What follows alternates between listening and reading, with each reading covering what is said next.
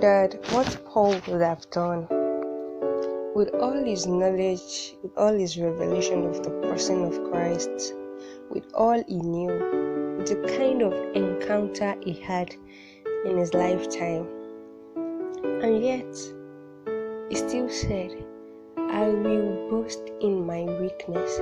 I will rejoice in my tribulation. I will rejoice in my weakness. What does that suggest? He even said in the scriptures that he inquired of the Lord that he would relieve him of that weakness, of that disease. But the only thing that came from the mouth of the Master was, my strength is made perfect in your weakness. The completeness of our weakness, the completeness of the strength of God is found in our weakness. When we are strong on our own, the strength of God is ruled out. The strength of the Master is cancelled. Without us accepting the fact that we are weak, I am sorry to use this word, but God is hindered. No, He is hindered. He is hindered. I repeat, He cannot do anything. But He expects us to come to a point where we understand that we are weak, that we can do nothing of our own, so that He could do. And don't try to get me wrong. God's strength does not go away. He strengthens Himself. But then we come to the point, to a state of we understanding the fact that we are weak, and the completeness of His strength is in our weakness, like I said earlier on. When I was studying about Paul had things to boast about. Is of the stock of Israel. And the kind of encounter Paul had, how many people has it? He had so many things to boast on. He had so many things. I mean, so very many things. But yet, he still said he will boast in his weakness. I was just wondering, what kind of soul is this guy for? Like, what kind of person is Paul?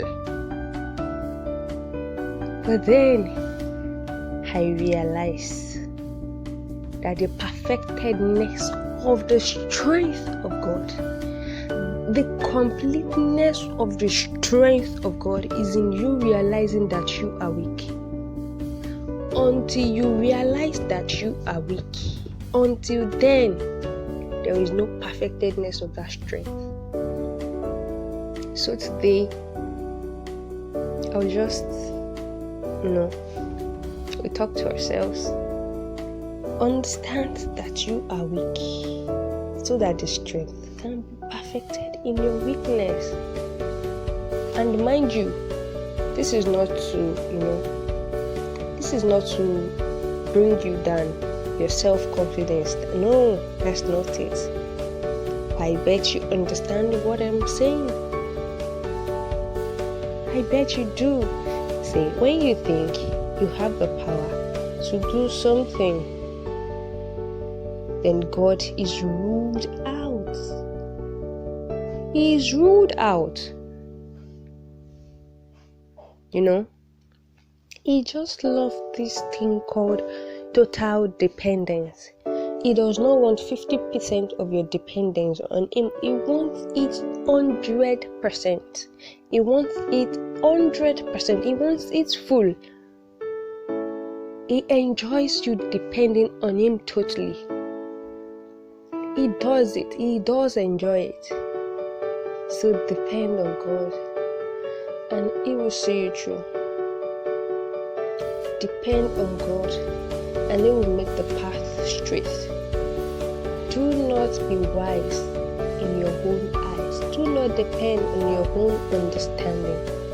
See, because when you do, God stays afar off. looking at you because he believes you could help yourself. That was why you believe you could do it. Since you believe you could do it, he has nothing to meddle with in your affair, right?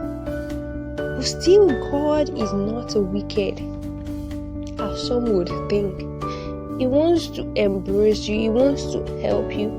All he just needs from your side is to depend on him totally, is to put your trust, your whole being, is to put it on him. He loves to help.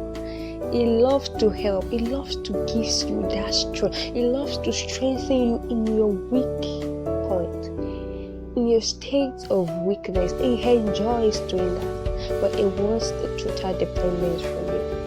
And I hope you will take that step of faith today to cast all your care upon him. He loves to bear your burden. He loves to do it. He joyfully does bear our burden. Just cast your care upon him, believe in him, put your trust in him, and let him be your strength, the source of your strength. God bless you for listening. I love you guys. Thank you. To like, to share, and if you haven't subscribed, this is a great opportunity for you to do so. I love you, and I remain Cephas. Bye bye.